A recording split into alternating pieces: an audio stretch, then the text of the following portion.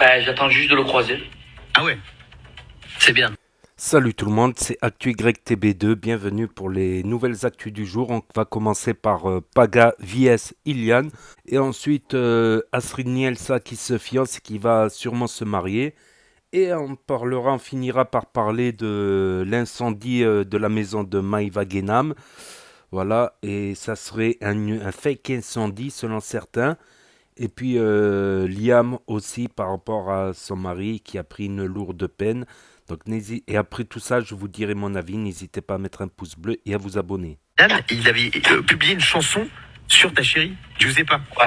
Ah bon? Comment t'as... Ah si, mais il était très dur avec elle, c'était pas cool, il l'a dénigré, etc. Comment t'as réagi quand il a publié cette chanson, Paga? Bah, j'attends juste de le croiser. Ah ouais, C'est bien, il va régler ça à la Marseillaise. mais c'était ton pote avant Ilan ou pas? Franchement, Il y a deux choses qui me dérangent dans cette vidéo. La première, c'est quand Guillaume Janton dit oui, Ilan a fait une musique, du coup sur Jou, vu qu'il dit sur ta copine, c'était un peu salissant, un peu dénigrant.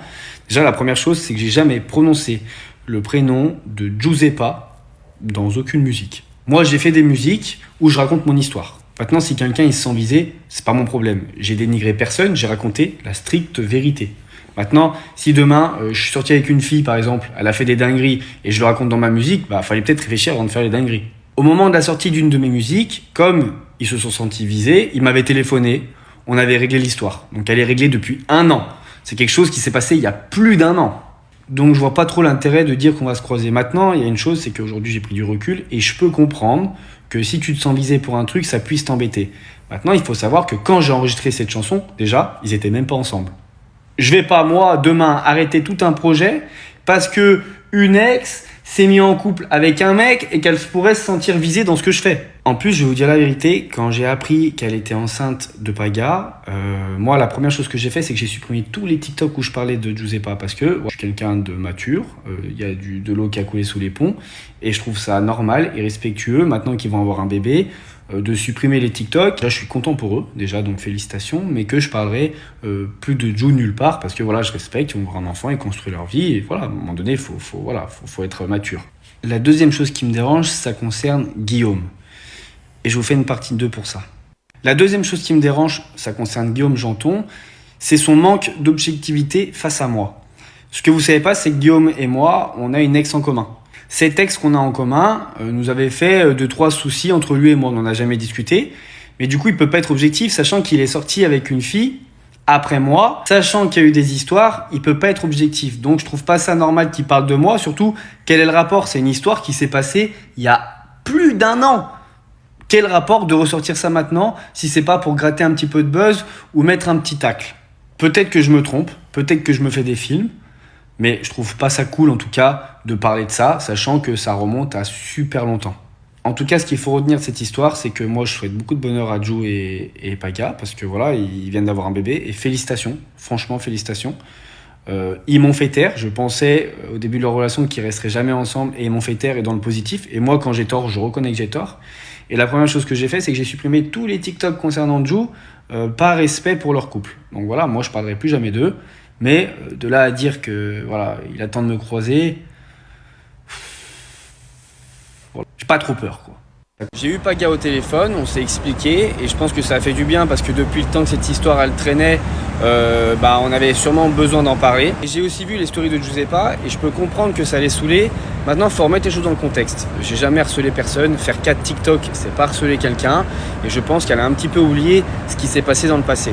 Vous savez, je ne l'ai jamais dit parce que j'ai jamais voulu remuer la merde, mais si je me suis fait virer de mon agence, donc de chez Magali, c'est parce que Giuseppa avait inventé une histoire de nude et que Magali n'avait pas cautionné, alors que c'était une histoire inventée de toutes pièces. Ça fait des mois que je suis sali à cause de cette histoire, alors qu'elle est totalement fausse. J'ai jamais envoyé de nude de Giuseppa à qui que ce soit, ni sur internet, ni nulle part.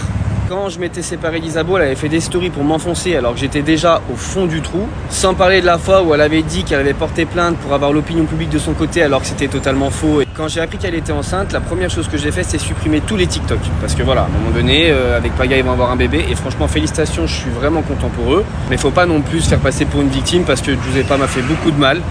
Elle m'a pas mal sali. Faut pas oublier le passé et fait une musique où peut-être elle pouvait se sentir visée. Mais après, moi, je fais que raconter la vérité. Aujourd'hui, je lui souhaite beaucoup de bonheur. Voilà, on est passé à autre chose. Je pense qu'on est des adultes. Moi, je vais un petit peu mieux maintenant. Dans cette histoire, c'est pas une victime et j'en suis pas une non plus. L'histoire, elle est clos. J'ai eu Paga au téléphone. Donc voilà, c'était la story de Ilan. Voilà, qui répond à Paga, tout ça, les histoires. Tous les jours des histoires. En plus, ils sont de dépression. Tous les jours. Après, oui, s'il a fait des trucs, des TikTok, tout ça, contre Giuseppa, que maintenant elle est enceinte, tout ça, de Paga, voilà. Il a raison de les enlever, voilà, par respect pour la famille, tout simplement. Donc maintenant, on va regarder une story d'Astrid Nielsa qui devrait se fiancer, qui se serait fiancée avec Léris et qui irait se marier plus tard. Donc là, on voit des messages de félicitations, notamment de Djibril 94, Feliciano. Là, il y a marqué, vous allez vivre ensemble avec monsieur. Oui, on est en train. Encore félicitations, encore des messages de félicitations. Bon, les gens, ils nous croient pas qu'on est en couple parce qu'il veut jamais m'embrasser. Du coup, Je suis un mec propose pudique, je suis un mec qu'on pudique. se Ça, roule c'est une pelle. interdit. Mais putain, faut un peu se préserver dans la vie. C'est Pourquoi rien, on est quoi. obligé de dévoiler notre intimité comme ça? On n'est pas obligé de s'embrasser. S'ils nous croient pas, ils nous croient pas. Ils nous croivent, ça Ils nous n'existe croient pas. pas. Ouais, ils nous croient. Ils nous croient pas. Non, Nous, ils on nous invente, croient. nous. Non, c'est On est ridicule. Non. Y a pas de On parle ridicule. bien français, s'il te plaît. Moi, je suis pas Allez. français, moi, je suis congolais. Oui. Arrête, wesh, frère. Eh, Mais wesh, ils sont arrête. pudiques, wesh. On se maque.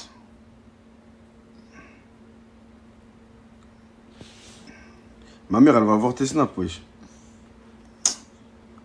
On lui passera le bonjour. Qu'est-ce que tu racontes, toi? Non, mais j'embrasse pas. Après, c'est Viens, fais-moi un smack là. Les gens, ils croient que je suis un négro faible, wesh, frère. Eh. Ça, c'est en privé. Vas-y, c'est bon. Je vais faire embrasser ce qui est. Dis pas non, lui.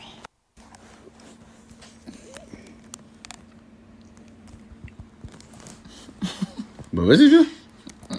Donc voilà, c'était la story de Astrid Nelsia qui serait en couple avec Léris et qui le prouve, voilà, tout simplement. Et maintenant, on va revenir sur l'actualité de Liam qui a eu son mari, son mec qui a pris 12 ans de prison pour stup. Donc je vais vous lire ces messages. Donc il est marqué: Christophe a été condamné à 12 ans de prison, j'ai le cœur déchiré. Je ne sais pas si c'est le bon moment pour moi de m'exprimer, je le fais simplement pour ne pas que vous vous inquiétez pour moi. Je vous mentirai si je vous dirais que je vais bien. Je vis un des plus lourds moments de ma vie. Je vais me coucher ce soir sans lui, sans son odeur, sans sa présence. J'appréhende déjà demain matin le réveil sans lui et mes journées qui vont passer lentement. C'est un coup de massue qui s'abat sur notre famille. Je suis sans force, je n'arrive plus à garder la face, je pleure sans arrêt, je ne mange pas, je dors très peu depuis mercredi et j'ai l'impression que ça va être de pire en pire. Je me demande encore une fois si ce n'est pas un cauchemar et que demain mon mari sera à nos côtés. Tout me rappelle mon mari, je suis allé dans la salle de bain, il y avait sa brosse à dents et ses produits, des vêtements. Donc récupérer un t-shirt à lui avec son odeur et je ne le laverai pas et je vais m'endormir avec chaque nuit. Tout me manque de lui et j'ai plus les mots. Merci pour vos messages d'amour. Désolé de ne pas vous répondre. Je parle à mes amis et ma famille qui ont essayé de me joindre. J'ai pas la force de m'exprimer ni face caméra, ni par téléphone, ni par message. Je suis fatigué à tomber par terre, mais je sais pas si je tiendrai à ne pas dormir. J'ai peur de m'endormir et de me réveiller demain matin sans lui. La maison est vide. Je le savais déjà, mais là, je me rends encore plus compte à quel point je l'aime et à quel point il est indispensable dans ma vie. Charlie n'a pas encore réclamé son papa aujourd'hui car il est venu avec moi le récupérer à la crèche. Mais je pense qu'à partir de demain, ça va commencer à être difficile. N'écoutez pas ce que je lis sur les réseaux. Mon mari ne comptait pas aller en Espagne. Il comptait se rendre dans une prison proche de moi pour que ce soit plus facile pour m'y rendre avec les enfants sans passer des heures et des heures sur la route. Vous n'avez même pas le respect de dire la vérité. Je pense m'éloigner des réseaux sociaux un petit moment, un petit instant, prendre du recul et m'occuper de mon mari et de mes enfants. Je vous aime tous. Merci encore pour votre soutien. Donc ça avait fait débat. Donc beaucoup ont dit qu'il aurait fui de Antibes vers l'Espagne. Donc après, il me semble que la première maison d'incarcération, c'est à Marseille pour les peines longues. Savoir que dans le 06, il y a 2 maisons d'arrêt. Il n'y a pas un centre pénitentiaire pour les durées longues. Il y a la maison d'arrêt de Grasse et maison d'arrêt de Nice. Savoir qu'il y en a peut-être qui font des peines longues à Nice, je sais plus exactement. Mais c'est pas un centre, c'est une maison d'arrêt, voilà. Donc, comme j'ai dit, il y a un mois non, il y a une semaine par mois, c'est-à-dire un quart de la peine qui est enlevée pour bonne conduite, c'est-à-dire sur 12 ans, il peut faire 9 ans. Voilà, il y a les parloirs, c'est sûr que c'est mieux un centre pénitentiaire proche de la famille que de faire 1000 kilomètres. Après, les centres de détention pour les détenus dangereux, tout ça, c'est plutôt vers Paname, tout ça. Et je vais être honnête avec vous, depuis ce matin, il y a TPMP qui me contacte pour que Donc maintenant, on va passer sur la story de Maïva Guénam, contactée par TPMP par rapport à son incendie de sa maison. Et après, je vous dirai mon avis. Et je vais être honnête avec vous, depuis ce matin, il y a TPMP qui me contacte pour que j'aille aujourd'hui sur le plateau pour m'exprimer par rapport à ce qui s'est passé chez moi. D'ailleurs, TPMP, à chaque fois qu'il y a des histoires autour de moi, ils me contactent, mais je ne peux pas y aller. Parce que je vous explique, hein, je suis transparente avec vous. Je peux pas y aller parce que je suis en exclu avec W9 et M6 et que je n'ai pas le droit d'aller sur une autre chaîne hors M6 et W9. Voilà, donc c'est pour ça que je ne suis jamais allée sur TPMP et c'est pour ça que je ne pourrai pas aller m'exprimer ce soir. Et la vérité, je vais être vraiment transparente avec vous. Je ne sais pas d'où ça vient. Il y en a qui pensent que c'est par rapport à l'acharnement que je vis sur les réseaux sociaux. D'autres qui pensent que c'est par rapport à mon premier amour et aux histoires qu'il y a à Marseille. Je ne sais pas. Je ne sais pas. Tout ce que je sais, c'est qu'il y a une enquête qui est en cours, qui sont rentrés chez moi à visage découvert, sauf que chez moi, il y a des caméras de partout, que ce soit à l'extérieur ou à l'intérieur de la maison, que j'ai le visage de ces personnes sur les vidéos et que je laisse la justice faire son travail. Voilà. Donc, je vais laisser la justice faire son travail. Une chose est sûre, c'est que chez moi, je ne me sens pas en sécurité. Ça fait plusieurs fois que j'ai des problèmes quand je suis en France. Et franchement, je me sens beaucoup mieux à Dubaï parce que là-bas, je suis en sécurité. Et de toute façon, la justice, ils ont tous les éléments et c'est à eux de faire leur travail. Et je vais savoir d'où ça vient et je vous tiendrai informé, c'est tout. La vérité, je suis traumatisée. J'ai pas dormi du week-end. J'ai fait que pleurer. Je me suis sentie hyper mal. Je me sens mal. Là, je travaille. Donc, j'essaye de me concentrer sur le travail. Je suis pas à 100%. J'espère que ça va pas se voir. J'essaye de tout donner pour mon émission. Et là, j'ai envie d'une seule chose, c'est de rentrer chez moi à Dubaï et de me reposer. Et je vous dis la vérité, ça va pas. Ça va pas. Voilà. Donc là, j'essaye de rester professionnelle, de bien faire mon travail. J'essaye de penser à autre chose, même si c'est très dur de pas se sentir en sécurité quand on est en France. Et puis voilà, ça va aller, je suis forte, je sais pas. Je sais même pas quoi vous dire en vrai parce que en vrai de vrai, je suis pas bien. Voilà, là je vais aller manger, j'arrive même pas à manger. Je vous jure, j'ai plus d'appétit, j'ai plus rien. Et j'espère que ces gros bâtards, ils vont être punis. Donc voilà Maïva Guénam qui s'est fait incendier sa maison la veille. Donc le lien de la vidéo actu sera à la fin de cette vidéo, vous pouvez regarder. Donc là on va lire ce qu'a marqué Maïva Guénam la veille. Donc il y avait marqué cette nuit. Vous avez osé venir chez moi brûler ma maison. Je vais vous dire quelque chose. Je n'avais pas pris au sérieux il y a quelques jours. J'ai reçu des menaces. J'ai pas voulu les prendre sérieusement. Ça fait des mois que je reçois des tonnes et des tonnes de messages avec des drapeaux pirates.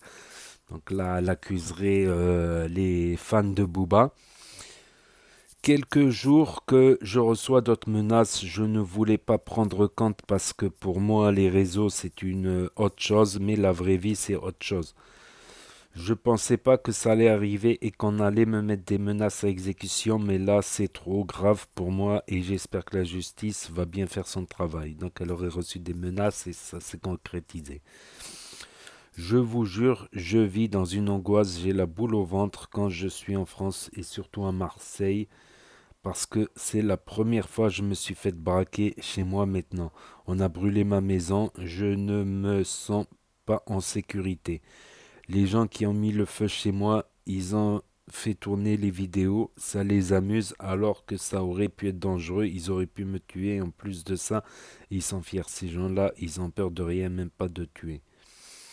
Je vais passer pour la première fois de ce qui se passe avec Magali depuis des mois.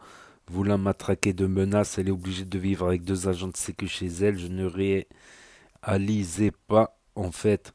Et puis la police a arrêté 13 personnes, c'est vrai, qui l'a menacée de mort chaque jour parce qu'elle a déposé plainte.